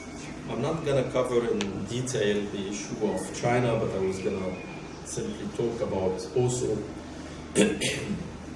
the similar surge in China of the mega projects during the Olympics and later the projects by Herzog de Meuron, PTW, and Paul Andreu, Zaha Hadid, etc., and Rem Koolhaas. But this episode was also kind of sort of countered recently by the emergence on the scene of local architects, especially Wang Shu, who was consecrated with the Pritzker Prize a few years ago. So in addition to Wang Shu, people like Standard Architecture, Vector Architects, and others are really trying to work out some kind of synthesis between the local, the particular, and the global in their work. These are, of course, images from Wang Shu. Now, talking about the book that I co-edited. Does the water time count? You can put a stop like in the football. The various manifestations of architecture around the world constituted the principal motive for the book that I co-edited a few years back. The intent was to do a comprehensive picture of developments around the world and to include areas that are normally left out of the general survey, specifically all these areas that do not fall into the western part of the world. I have to confess here for the first time that after we completed this book, we realized that we can no longer talk about architecture geographically due to the overlap between local production and external influences and productions in many places. Where can we, for instance, place a project by Norman Foster in collaboration with a local architect in Abu Dhabi? Is it part of architecture in the Arab world, or is it simple product of a British firm? And how do we account for the multitude of designers of different origins and ethnicities that make up such a large conglomerate as Foster and Partners? The expansion of multinational firms around the world renders this task impossible and calls for a new approach that would look at movements and trends rather than geographic boundaries. In my new approach in the future, I would posit as a hypothesis two general tendencies that prevail today. And this is a hypothesis. On the one hand, there is a search for essential values, as witnessed in the neoclassical, neo-rational, or neo-modernist works of people like Rossi, Caesar, Zumthor, Chipperfield, or Wang Shu, who somehow long for the revival of a lost ideal of a meaningful world. And on the other hand, we have a representation of the reigning condition of this harmony as a truthful expression of the contemporary condition, with all of its unresolvable contradictions and inequities, which was subsumed under a generic and uncritical will to form, or personal expression, celebrating these contradictions as evidenced in the work of Galli, Hadid, and others. In opposition to both of these tendencies, however, the humanistic enterprise on the one hand and the individual expression on the other, a third way was recently promoted by Patrick Schumacher as the inevitable and only synthesis capable of resolving these historical contradictions, something comparable to the Macron way of doing politics, by subscribing to no particular ideology while pretending to resolve and dissolve all existing ideological divides. Schumacher advances his parametric solution, therefore, as a leveling system that can resolve contradictions. This is exemplified, for instance, in his proposal for the urban development of a large district in Istanbul, the Kartal Pendik. In the master plan that won the competition for this new district on the eastern bank of Istanbul, he proposed to turn the old industrial site into a new business center with high-end residential development, cultural facilities, and leisure amenities, including a marina and tourist hotel. According to the architect, the urban fabric, I quote, the urban fabric is articulated by an urban script that generates different typologies, responding to the different demands of each district. The calligraphic script creates open conditions that can transform from detached buildings to perimeter blocks and ultimately into hybrid systems that can create a porous, interconnected network of open spaces that meanders throughout the city. End of quote. Again, the description resorts to terms such as subtle transformation, scripting, growth, dynamic and smooth forms, all of which pretend to resolve contradictions while also pretending to reach a sensitive integration of the new city within its context. The reality of the project, for anyone with a minute understanding of urbanism and sociology, indicates a complete disregard for society, context, and place. The obvious manifestations of this third way propagated by Schumacher and a number of young emerging architects, in fact, dissolve any geographical limitations under the pretext of a new global order, which applies the same forms, or copies thereof, as instant icons that carry the false promises of urban emancipation. Another utopia, but this time without any claims to collective social improvements. Thank you. He completed his PhD in that in 2008, and he was an assistant professor before relocating to Edinburgh in 2012. He received his master in architectural theory and history from the Barclays in 2003 in London, and he's co-founder of the academic journal Footprint, where he was a production editor from 2007 to 2012, and co-editor of 3 issues. He has published 2 monographs with Routledge, entitled The Efficacy of Architecture and Architectural Crisis and Resuscitation, the reproduction of post-modernism in late 20th century architecture, and he co-edited 3 anthologies. In 2004, he co-founded the non-profit foundation 66 East, which ran 20 exhibitions, multiple screenings, events, and lectures in a space of East Amsterdam. Yeah, okay.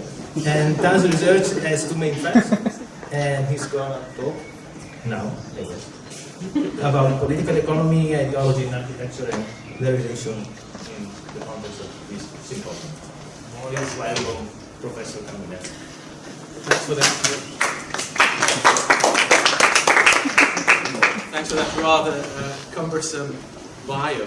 I should say first, seeing the diversity of subject areas and interests here, probably for some of you what I'm going to talk about will seem like what we may call hair splitting, a storm in a cup of tea or something of architecture theory and history.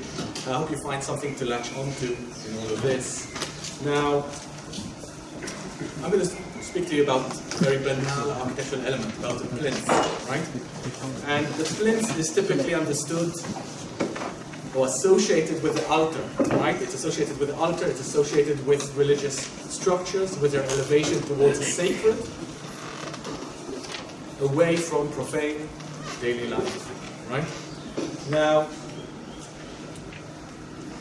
my paper here is a response of sorts to relatively recent writings about the plinths of Nice, as you will see. A response and an attempt, if you like, to correct something that I think is a slight misconception in their position there. One of the arguments I won't be able to go into much detail about is that with the rise of modernity, the understandings, the religious understandings of the plinth shifted somewhat. A critical but minor shift in which the plinth was understood more as related to humanist understandings of early Enlightenment, even early understandings of the autonomy of art, or, of course, individualism of early modernity. There's a small shift about elevation and isolation as a main function of the plinth. So I'll get to that.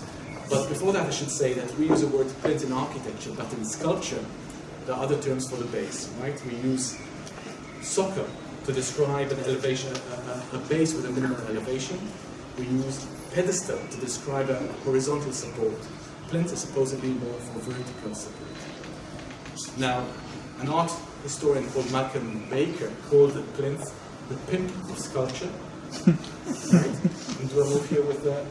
Yes. Another art historian, Alexandra Gerstein, she wrote that the pedestal serves partially at least to clarify and interpret the idea implicit in the sculpture proper. We could say that the plinth of the base is the stage on which the event happens. Right? We could also say that the base is the foundation to what is above. So I'm going to start with the plinth of Mies, right? And the first of these 3 interventions comes from the well-known architecture historian Fritz Neumayer in a very well-known piece called Block and Pavilion, in which he wrote the following. The central theme that preoccupied Mies all his life was the pavilion set asymmetrically on classical base. In its compositional principles of order and freedom, a dialectic of values oscillated. With classical and anti-classical tendencies, ancient and modern ideas locked in constant struggle. What this article tries to do is to retrace the intentions and ideas of Mies which animated and shaped his designs. And the main building of interest here is the early Real House by Mies. And you know, its main elevation is a very typical Biedermeier quite standard elevation from the time, but this is the photograph and the back elevation which drew the attention of Neumayer. And what we have here is a wall separating the garden from the house, and for Neumayer this appears in this photograph as a kind of plinth. Now, Neumayer wrote the following. He wrote, what characterized the modern need for space for Mies was a higher unity between man, building and surroundings, which had evolved from the philosophical tradition of German idealism, important because Enlightenment comes back into the story, reciprocal perfectibility and autonomy combined with responsibility towards the whole. Those were the principles Mies honored most in his philosophy of serving freedom. Neumayer identifies a series of binaries, it's quite well known, that animated Mies: freedom, order, inside, outside, life form, unformed, overformed, nothing, appearance, and there are others. What's important is that Mies didn't try to resolve these binaries, to overcome them through synthesis, but actually desired to create a balance or an equilibrium between these binaries, right? And that is where the plinth comes in. The plinth or the wall is an element which allows these binaries to coexist side by side. I see that quite visibly in another early building by Mies, the Ulbig house. You don't have a proper plinth here either. What you have is a set of plateaus, actually, right? And when we look at this photograph, we don't even have to look at the plan, and we can read it as helping to create what we call today transitional space, right? Between outside and inside, between nature and the building. So the plateaus here, semi-plinths, quasi-plinths, help organize the space around the building. So the plinth as a mediating element between the binaries which were of interest to Mies. We'll come back to this a bit later.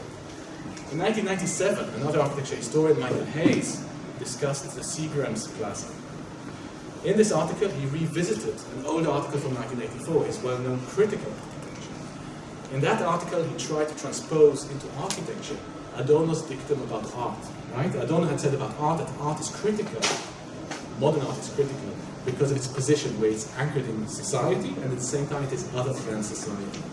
For Hayes, this translated into a condition in which the building is part of the city understood as the social or the political community, the cité, at the same time free of the city.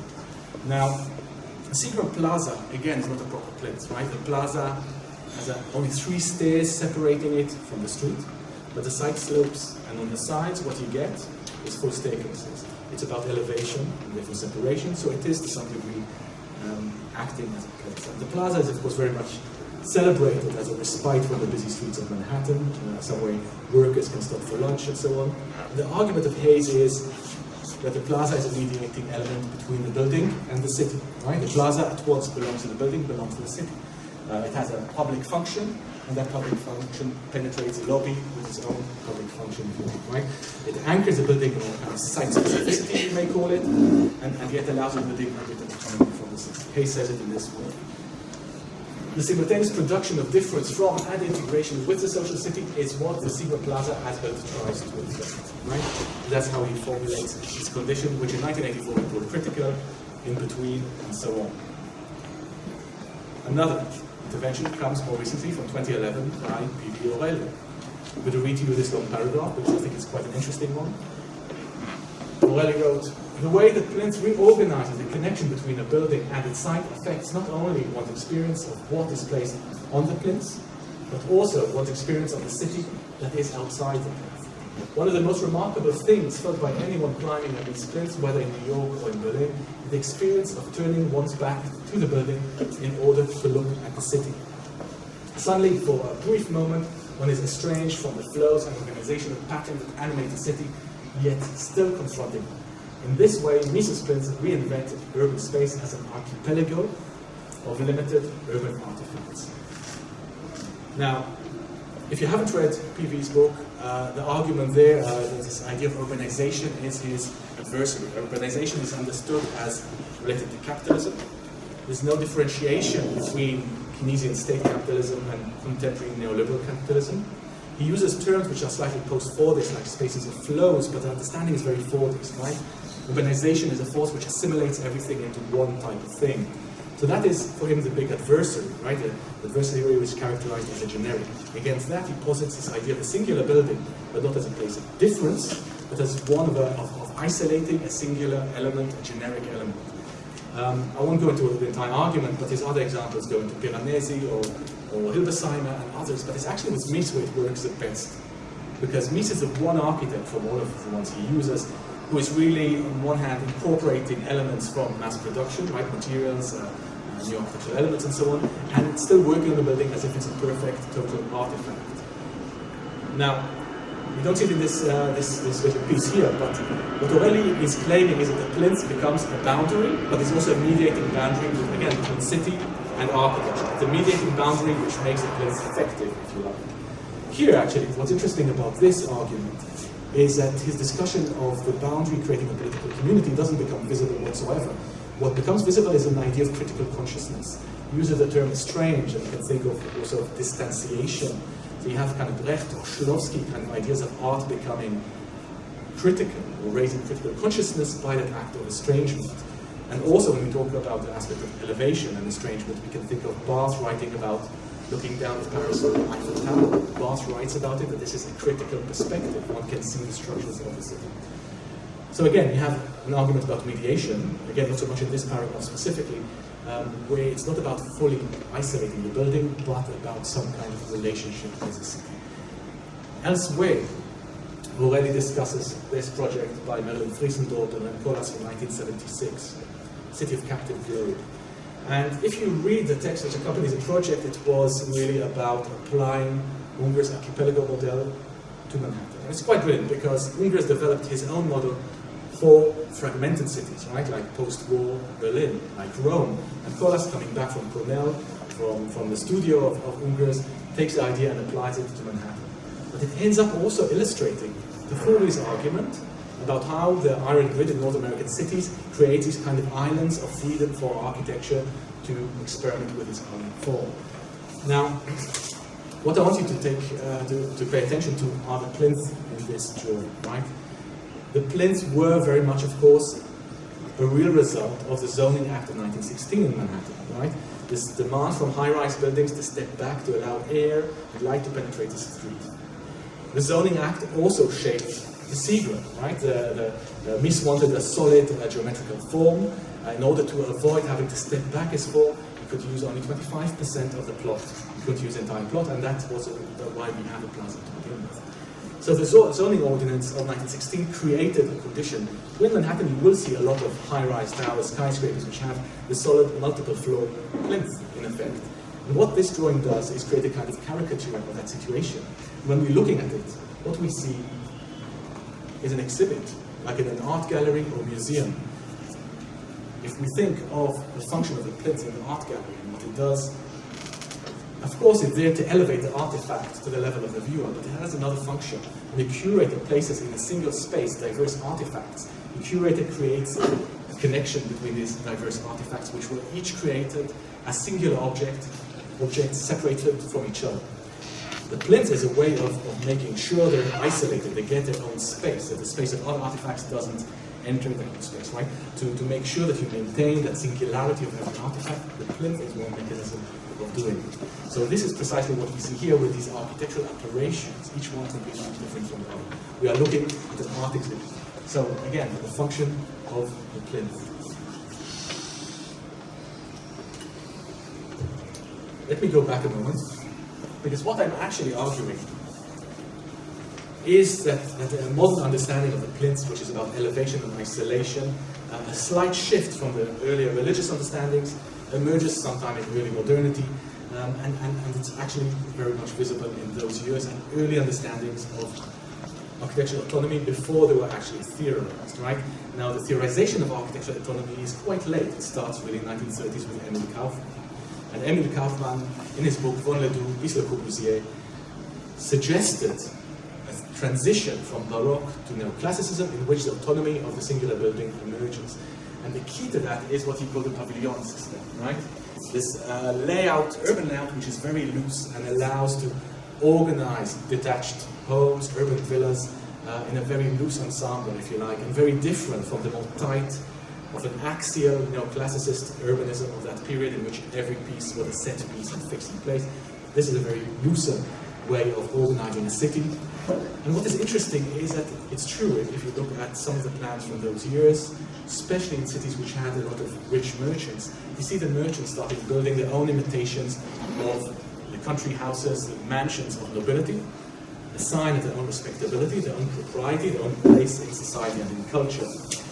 And these happen often in cities like Liverpool, in kind of proto-suburban surroundings. What's also interesting though, is that up to that moment, Plinth really belongs to what we called back then monuments. The one of public or quasi-public buildings. Suddenly, these rich merchants start having plinths in their own homes. And these plinths start proliferating, not in the monuments, but in what we call the urban brain. There's a proliferation of plinths which go side by side with these detached villas and detached homes and so on. Now, I don't have time to go into Kaufmann's argument in detail to look at too much here, but I want to show you some plinths of Ledoux, because Ledoux is a key architect for Kaufmann's argument, right? And if you look at this, you see it quite easily a kind of Baroque element, right? A Baroque element. But what does it do here, right? The plinth as a Baroque element anchors the building in its specific site, right? It's a naturalistic element connecting to the building. When we look later, we see some weird formulations. Here you have an ensemble of 8 urban villas. They're organized symmetrically, and they do use as walls for that organization. But in this perspectival view, what we actually see, or seem to see, it looks as though they're all standing on a shared plinth, which is actually not the case. And as with Mies, the plinth is not always a plinth. It's sometimes fortifications, sometimes a wall, and so on.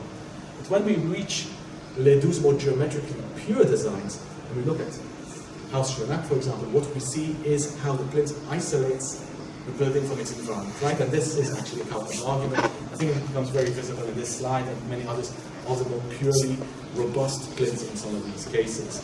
I'm going to walk from this sideways into sculpture. And the reason should be self-evident that sculpture back in the 18th century was discussed in the same terms as architecture. And what is interesting is that 3 examples are bringing by 3 sculptors who rebelled against understanding of the plinth in their times, help us also understand what was dominant, what was hegemonic understanding of the plinth in that era. The first of these 3 is Roubiliac. And you can see in this monument and in others he designed. Seriously? Yeah. You can see in fact the figures lean on the monument, sometimes they lie on the monument. What happens is that the monument becomes part of the artwork. It's no longer a neutral element propping up the artwork. Roubiliac breaks down the spatial differentiation from the space of the artwork and the space of the spectator.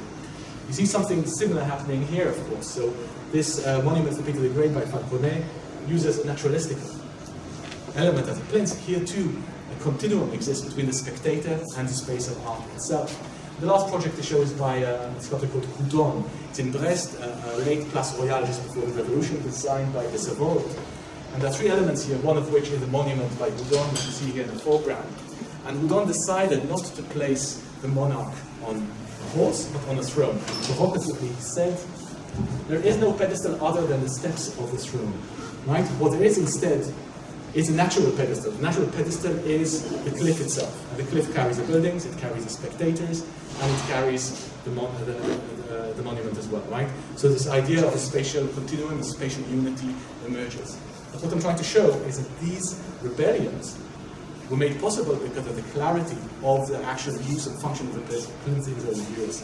This quite well-known paragraph from Peter Stadelgrass and Aaron White helps clarify that position. They wrote, the classical statue was always mounted on a plinth, which meant that it was elevated, static, and monumental. In the one simple fact of the plinth or pedestal, the classical body signaled a whole different somatic conception from that of the grotesque body, which was usually multiple, teeming, always already part of a throng. By contrast, the classical statue is a radiant center of transcendent individualism, so again very much related to enlightenment, the moment in which drama discovered the subject, the deep subject. Put on a pedestal, raised above the viewer and the commonality, and anticipating passive admiration from below. Okay, so where did that leave us? What I'm trying to correct here is this idea of mediation, which I find lacking. What it tries to do is shift the argument from one of isolation to one in which it is more susceptible to claim that this architecture is critical. But what I want to say also before I complete this is that this kind of strange cycle happens here. Neumayer tries to reconstruct Mies's intentions. Hayes and Aurelie are not interested in that. They interpret the architecture. But Aurelie ends up reconstructing Mies's intentions as well. Now, Mies was, of course, as we all know, very much influenced by figures such as Schinkel. And for Schinkel, right, this idea of the relation to the city was very much a visual relation. In this famous drawing for the Altes Museum, the view of the city is very important. It's about establishing a visual connection between the monuments which make up the city. Schinkel himself was influenced by his teacher, Friedrich Nietzsche, and Gilli's monument for Friedrich II. Here too you have an idea of an internal staircase and the viewer standing on the plinth overlooking the city and having visual connections to certain monuments. So this was quite strong in Berlin. Also in Paris you have similar conceptions. This is precisely where also Ungers went to assemble his archipelago model, the way of understanding fragmented cities. So Aurelie ends up reconstructing unintentionally what Mies actually intended in many ways. So, my argument is mainly that mediation is a wrong term. It is first and foremost about isolation. I do accept Neumayer's argument about the mediation between binaries, not in the case of the cities. And one more point to foreclosure. We use the term plinth in architecture, but when you think about the proportions of what we are talking about, it's more of a socle or a pedestal, right? It's more, the elevation is minimal and it's more horizontal. I think there's something very revealing about the use of the term. It emphasizes the importance of elevation to all of this, right? And the importance of elevation as isolation is hidden by the, if you like, misuse of the term plinth instead of socle or pedestal. Thank you.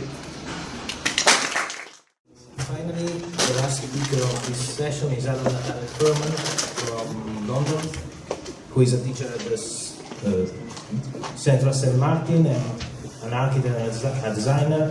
He runs the research group Saturated Space of the Architectural Association, in which he investigates the process of color in architecture. He was a designer in residence at the Design Museum in London. He received the Blueprint Award of Design Innovation in 2014, as well as the Rome Prize for Architecture in 2014-15. He is as well a columnist at Riva Journal. He has shown his work in Milano, the Salone del Mobile, as well as in Rome, New York, and Paris. And please welcome Giacomo.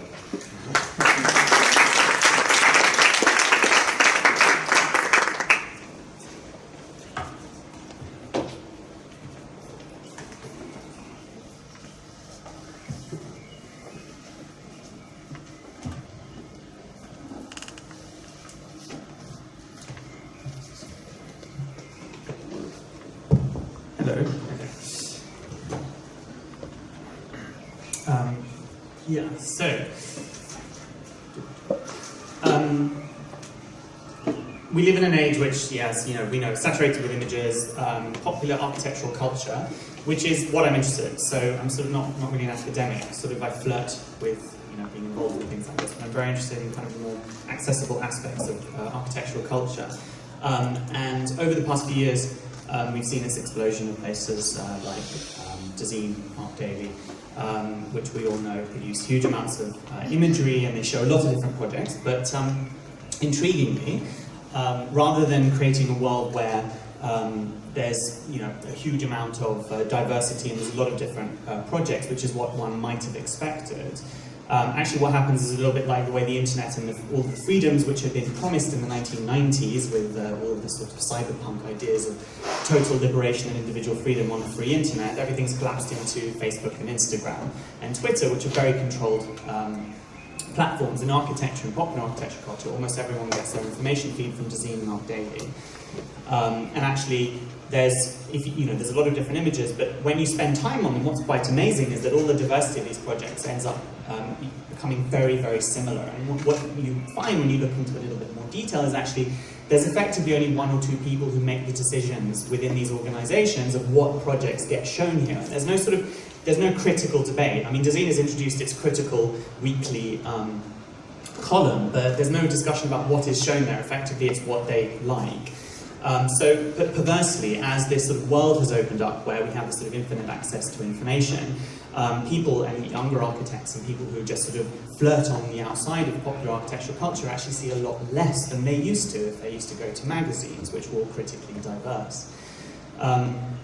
There's this idea of the infinite flatness of kind of constant, kind of constant spread of multiple styles, and sort of my position is that that's simply not true. They're actually very, very similar with only superficial difference between them.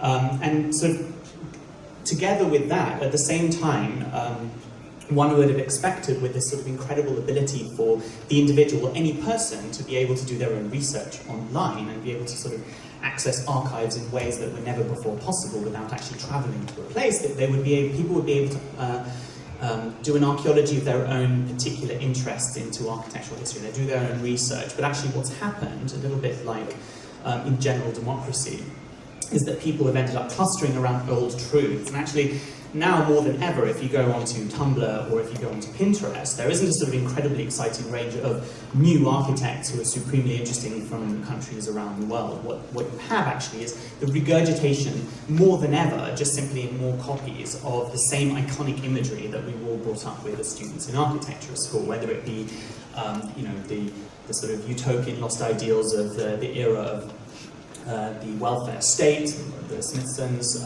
or if it's the specific range of radical architects in the 1970s, or if it's the thing that represents how people want to take over from modernism. You know, it's the same imagery that's always used. And actually, in a very similar way, if you look at kind of broader people complaining about this sort of notion of this sort of phenomena of copies of Western architecture appearing from India to Pakistan to China to Jakarta to Vietnam. It's a similar phenomenon. So as the range of possibilities of what people can build and what people can design, the opportunities for new forms to be discovered in this sort of unparalleled explosion of globalization and wealth, what's happening is that people are reverting back more and more to specific iconic imagery, architectural imagery, because it's a way of retreating away from that, which is actually quite terrifying. And actually that, for me, explains both the phenomenon of people referring back to the same architectural precedents within architectural culture, but also these strange examples, apparently strange examples that we see from the Middle East and Asia. So, kind of wanting to break out of this sort of increasingly restrained world of specific references and specific histories, which haven't really opened up in the way that was promised. I very often, I think Susan Sontag's text and Notes on Camp is a very good place to begin, referring to a way of analysing and being sensitive and aware to alternate taste cultures. Because yes, maybe people are referring back to images with a particular aura in an age where there's so much production of imagery, or not production, there's the spreading of the same imagery. There is still a lot of work going on. There's even more work going on around the world, which is unique, which is architects doing unusual and strange architecture in unusual ways. And the Notes on Camp is a way of looking for the good taste of bad taste, or rather looking away from what high art architecture deems to be of certain quality, what the people who run Tazeen consider to be beautiful. And it's actually looking for things which are, bad in an excellent and exciting way. And there's, it's a set of aphorisms, and there's a lot of good things to take from that. But fundamentally, it's similar to Denise Scott Brown and Robert Venturi's idea of non-judgmental critique. So you go around and you visit something, and actually you wait until you've left it before you judge. You just have your eyes open, and then afterwards you pick through. And this, for me, is a parallel with this notion of liberalism and the idea that, speaking of the humanist individual, but in a sort of late capitalist sense, that actually I do believe that as aesthetic individuals that work in the world of things, right, that represents culture visually, we have a sort of need to create our own individual aesthetic sensibilities, and I think that's actually in many ways a civic duty within the aesthetic realm. This is something that I've been doing for quite some time, is looking around the world, not for architecture without architects, so not looking for sort of particular vernaculars around the world, but actually looking for unusual architecture by architects around the world, which is sort of overlooked in a particular way by high art architecture. And using those exact mediums that have caused, for instance, a lot of my students at Central St. Martin's to endlessly regurgitate the same Tadao image. But using it in a way to actually kind of dig a bit deeper, using Google Translate to go into subgroups in Pakistan of recent construction in Karachi and finding out about interesting architects there. And a lot of this tends to come out of a much neglected area of commercial architecture. So when local regions take off economically and they stop producing their vernacular architecture, which of course a lot of architects idolize and venerate, fine, but when they start trying to sort of fuse their own identity with this sort of the global no space of large capital producing shopping centres, train stations, the programs of globalization, there tend to be very, very interesting things that happen there. Like, I don't believe that there's any such thing as junk space. There just simply isn't. There's always an interesting difference around the world. And you know, wherever you look, there are great moments. There tends to be a sort of sweet spot of when a country has sort of shifted into sort of becoming a participator, or participating in global economics and sort of enriching itself. When there's a sort of exploration separate to a sort of high art architectural culture, where they develop their own languages. So, for instance, here there's Andrei Bokov is very large, produces a lot of architecture in Moscow, doing the Etc. Theatre in Moscow, something that you can never imagine happening in Italy or in the UK when it was built. Or Mikhail Filipov, who's being called by quite a few people in Moscow the most interesting architect there at the moment, producing very, very large housing schemes in sort of terrifying, Pyreneesing, extremely interesting architectural vocabulary, which is definitely not traditional, and yet it uses those the architectural elements of traditional architecture. The commercial architecture of CYLE, which was turned from making corporate headquarters in Taiwan to actually making some of their most important, it's a new country, making some of their most important religious monuments, which are now venerated and completely ignored by Western architectural press. To a very well-known example, Freddy Mamani and the Aymara in El Alto, specifically in Bolivia, but it's an ethnic group that have been economically empowered, and they've been building their own architecture, creating their own architectural language, which is now spreading across the Andean region to all of the same ethnic group in Argentina, in Paraguay, in Bolivia, and as well in Peru now, which is distinct from the European descendants of the high art architecture crowd in the capital, La Paz, who very much look down on this kind of architecture. So this sort of research, and it began as a sort of compulsion and then turned into research later on, led in London to me sort of questioning value judgments that were happening at the time in the UK, which were postmodern architecture. And I use the word postmodernism very carefully because it's a style that people say it has pediments and stuff, but more than anything it was a sort of approach to architecture, a sensibility more than anything, or even an economic state. But in the UK there are certain buildings that can be pinpointed, and we can use that word postmodernism for them, and they were very much reviled. So if I would say in the Architectural Association that I wanted to use Number One Poultry by James Sterling as a reference for my students, people would be absolutely horrified. And actually, I was questioning sort of why is that? And it's simply because fashions change and people move on. The high art culture, the high art architecture crowd change their judgments. And it sort of reveals that those judgments are not necessarily objective as to what is good, it's just simply they move on in terms of as a fashion crowd just like everyone else. And you move through a period like where we lost a lot of the brutalist architecture in the UK for being, now it's being sort of celebrated again, but there was a sort of period after it was fashionable where it was hated by everyone. We lost a lot of the buildings. Same with postmodernism. We were losing a lot of these buildings recently because of the construction boom. And so I wanted to sort of try and bring those back into this type of architecture back into the public debate rather than it being just swept aside with a sneer. So I started trying to use various media outlets to try and bring awareness back and try and bring the discussion back just in general sort of popular culture, so not in the academic environment necessarily about them.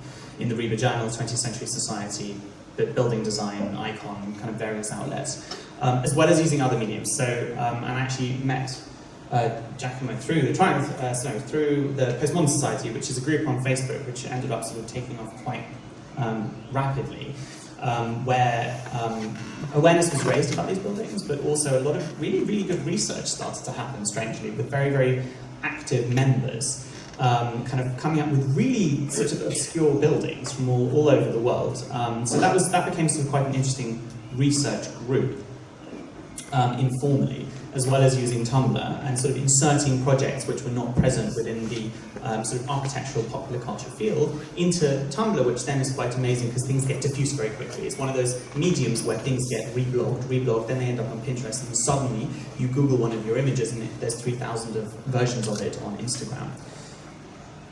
As well as using government levers. So so at the same time looking at various media to do research to raise awareness about this type of architecture to change perceptions, but then also approaching government to try and protect these buildings. So we had a sort of high-profile failed campaign, and this is the first ever listed postmodern piece of architecture in the UK. Oh wow. That was a disagreement. Yeah, that person definitely wanted commenting to be demolished. But anyway, this is the first building to be protected under the British government's listing system. And at the same time, we got the high-tech architecture of Norman Foster, Nicholas Grimshaw, and Richard Rogers. Most of those having already been protected from the same times. None of these were, because there's a sort of general dislike or disgust towards the architecture. And there also wasn't the language within the historic preservation community in order to be able to phrase a way to justify protecting them, actually, which was very interesting. And this was almost a project in creating that language in order to be able to justify the protection of things which on the surface can seem superficial. And that was successful, and it's sort of spread now to become, there's many communities now around the world kind of doing the same sort of thing. In the United States, there's projects for trying to save Helmut Young's State of Illinois Center, and the first big success was saving Kevin Roche's grill in New York. So, as well as this sort of closing down of histories, which is happening on this, for students and in general architectural popular culture, which is unnecessary when there's the material mobility out there for people to do their own research. Also with histories in terms of architectural planning, and I'm referring specifically to the UK here, this isn't what I experienced, but I know there's some similar situation happening in the United States, is that both from the left of the architectural community and from the right of the architectural community, you have a kind of closing in of horizons. So, when you use a reference for your architecture in the British planning system, you have to locate your building in the specific context in which it's built. It's almost like a tyranny of context. It's like the UKIP, which is a right-wing party in the UK, saying everything has to be local, and somehow architects on the right say this is great, it's going to be local, we're referring to the same architecture that is down the street, and that's how you get planning. But then if you're on the left, you do exactly the same thing. It has to be local. You refer to the local. You refer to what's within 100 meters of your building. And that's it. You're not allowed to refer to anything else. The difference is that on the one hand, people have plaster classical columns, and on the other hand, they have a tastefully abstracted architecture made out of brick. But the result is very similar. It's kind of cutesy localism. Okay. Oh, I didn't realise it was that short. Okay, cool. Don't worry. And the end result is that you have a country full of these things. Either these things or sort of like proper neo-traditional architecture. Let me go fast. So, a great example for me, sort of my metaphorical interpretation of Rome, is a way to look at a city that has multiple histories which overlap and can be referred to at any one single time. And they're histories which are international and they're global. They're also of different scales, and they also question value judgments. So you have Pennino Pennini in the Grand Tour sort of repackaging and reimagining the architecture of the city and selling it around the world. And you have the same sort of supposedly debased, but actually it's the same thing equivalent today with the plastic toy souvenirs. And similarly, on a larger scale, you have the architectures of Rome going away outside the city and sort of spreading themselves. There's new, Vienna was the new Rome, Moscow was the new Rome, obviously Constantinople was the new Rome, Washington was the new Rome. There are many new Romes all over the world. There's even a basilica bigger than St. Peter's in Cote d'Ivoire in Africa. So the suburbs of Rome are not in the suburbs. Its context is international and global. And also within the city, the architects of Rome regurgitate its history. They consume and metabolize its architecture in much more interesting ways. For instance, here you've got Sabatini in the 1920s. He's taking facades from the city, from the central city, and he's transforming them into new typologies. He's abstracting the ornament, he's changing the scale. He's taken a church from the Corso on the left there, he's flattened it, he's stapled it with windows, and he's turned it into an 8-story apartment building. And you've got Rossini taking the legacy of Piranesi and combining it with the Baroque and making incredible Baroque compositions out of what look like fragments of the Roman Forum.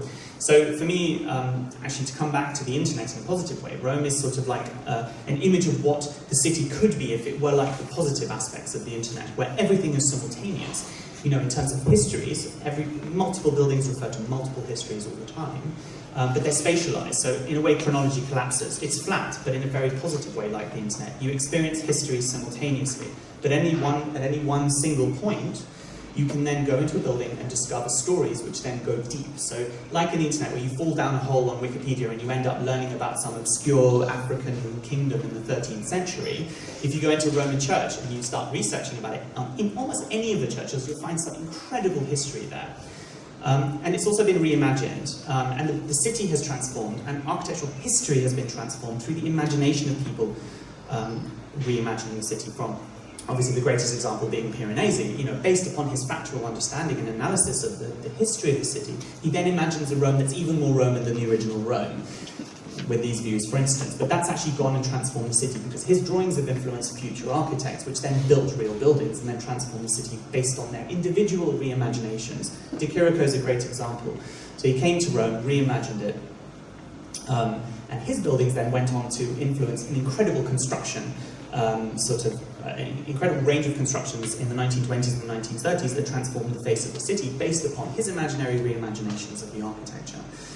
So just quickly to go through a project that I did in Rome, kind of playing with these themes, called the Roman Singularity. I went through the city and did lots of walks with architectural historians at the British School in Rome, where I was based, and looked for stories. So looked for unusual and strange stories, which is really not difficult in Rome to find. And I would locate them and then design them and tell the story of them through a sort of reimagination of specific moments within the city. This is the Côte d'Ivoire Cathedral that is so big that you can fit St. Peter's inside it. So it's interesting because it's an abstracted version of Michelangelo's St. Peter's, but then it's much bigger. And place it inside the city, imagine what it would be like, and there's sort of some mini projects working alongside each other. There's Mario Palanti, the great skyscraper architect from Argentina in the 1920s, who came to Rome, gave up his really successful career to try and convince Mussolini to build the world's tallest tower, 310 meters next to the Palazzo Madama, and nearly succeeded. But ended up dying alone mad in a flat in Turin 40 years later. And then also taking existing or historical scenarios and then fictionalizing the outcome and designing architectures based upon narrative threads, which were constructed, unashamedly by me, by sort of what I was interested in and via my imagination. This is another example of one of those. Reimagining architectural precedents and what had happened if Peruzzi had worked with Vignola, who had also worked with Raphael on one building, and imagining endless enfilades of all these architectures coming together in a perpetual interior. And then these were then sort of compressed into little architectural capriccios every day, where the formal elements would be extracted from each of these journeys through the city. And then those were turned into, purposefully, something which, I guess many people sort of look down upon, not necessarily architects, but the idea of a souvenir, a little something which is more the thing than the thing itself. And each of these stories would become a material experiment as an architectural form which told a story. And each of these would be constructed with a name, with a character, with a story relating to that. These would then sort of multiply and become a family and turn, in the end, into a city, a fictive city with its multiple histories at a small scale, based upon a particular individuality rereading the city itself, as well turning into a series of architectural drawings about Rome as well after that, as a conclusion. I guess we're going to have to leave it there, if that's the time. Depends how much. No, there's a lot more. A lot more. Yeah. So let's say it was 20 minutes each. You are 21, 15 seconds. So maybe one piece more. Thank you. Fictive contexts. Okay, so I'll go through one more project. And this, so that was sort of looking at the individual in relationship to the actual physical fabric of the city and its history via various medias. And here, this project, which I did at the Design Museum, is looking at the idea of style, or the spatialized representation of somebody's individuality and the kind of entire complexity of their life trajectory and their context via aesthetics, via visual stimuli and forms and colour. And the idea that this is actually a very positive thing, so that style should not be something where people group together in a crowd and have a manifesto and sort of put forward a way of changing society, but actually individuals put forward themselves in a coherent and communicable way into the public sphere for debate and discussion in a proud manner. So effectively a parliament of individuals. And how this might happen, and how in many ways this does happen naturally. So if you've ever been into the living room of someone who's just died, sounds a bit, sorry to be a bit somber, but it is an incredible thing. So particularly if you don't know them very well, or you haven't known them very well, no matter how they were, whether they were very aesthetic or not, you get a very strong sense of their identity. Just the way that they've organised things, the type of objects, the particular porcelain dolls, the way that they've put photos up, you can tell the sense of their personality, what they were like. And it's because people spatialize themselves unintentionally. And if you're a collector, collectors do, this is Madeleine Griesendorf, who came up earlier. This is her private collection of kind of kitsch objects from around the world, but collectors do that more consciously. So that same act of externalizing your sort of intuitive expression of yourself, of your internal state, is done carefully by collectors, and that becomes more potent. And there's a tradition from the Studiolo in Florence, where this is a highly constructed and articulated thing, where you create a space which is literally the expression of your learning, and it's the expression of your understanding of the world and of your taste. When there are designers, this is done in a super interesting way throughout their lives over time. This is just Ron Arad's kind of series of Ron Arad's objects. But if you follow the trajectory of the designer, through their designs, effectively their life story can be told through those. And to explore this in a sort of fast way now, for the contemporary designer, I created a character who I locked in a room for 3 months, notionally, like a Japanese hikikomori, and using only the most ubiquitous of digital fabrication techniques that you can access through the internet. So things that you can send a digital file away, and then you get the next day a box from Shapeways, 3D printed piece of nylon, or 3D printed piece of metal, or a laser cut something. Only using those things. He had to design something every single day which related to a personal event in his life, which was acted out or experienced through social media, because he could only access his friends through those mediums on the computer as well. He could also make things on his desk, so in combination with the stuff that came from the internet, from real places via the internet, he could then make things out of ceramics on his kitchen table. So looking at various issues from Facebook envy to Instagram paranoia to generalized anxiety, and creating specific situations and scenarios for him.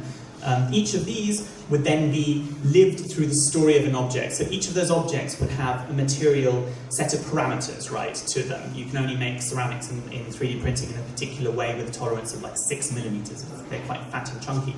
But then that would go together with his obsession with ancient Carthage and the way that ancient Carthage was reconstructed in 64-bit computers when he was a kid. And you end up with a really unusual object. He would also, for instance, fall in love with a vase. Objects were created. For instance, there's an urn on the left in relationship to all of his old exes that he would stalk on Facebook, and there was one time where he accidentally clicked like on a very old photo of one of them, so they knew how much time he was spending on her account. To the sort of fictive creation of apps where you could take pictures of yourselves in particular sexual positions and you would receive a 3D model of it. To the physical representation of memes on the internet turned into objects which could be endlessly rearranged. To ceramics that looked like his granny's hairnet. She'd recently passed away, very sadly. To little objects that were the opposite of his iPhone, because the iPhone effectively, right, it's no form, all content. So it's the negation of form into sort of like a pure black element, and then inside it it's pure content which consumes the mind, right? The iPhone takes all of your attention, all of your mental energy. So he would produce things that were the opposite. They were all form and zero content to free your mind. So I killed him. He had to die. And he died because I had to create a scenario where all of these things would come together in a non-chronological order, right? So mixing all of these multiple references, mixing these multiple medias, mixing these multiple histories, mixing these multiple stories, and multiple aesthetics into one environment, the way Rome is one city in one spatial context which you can experience non-chronologically as an atmosphere. Doing the same thing with his objects, a little bit like the way you go to museums sometimes to come across a particular artist studio that's been reconstructed so that you can understand how he worked. And this was surprisingly quite successful. The atmosphere of this quite manic, nervous 21st century designer did come across very strongly. So I'm just going to quickly go through colour. I'm going to leave that out, but there's stuff to say about colour. I'm going to leave you with this phrase. So, liberty follows temporal and formal licentiousness. I'll leave you with that. Thank you.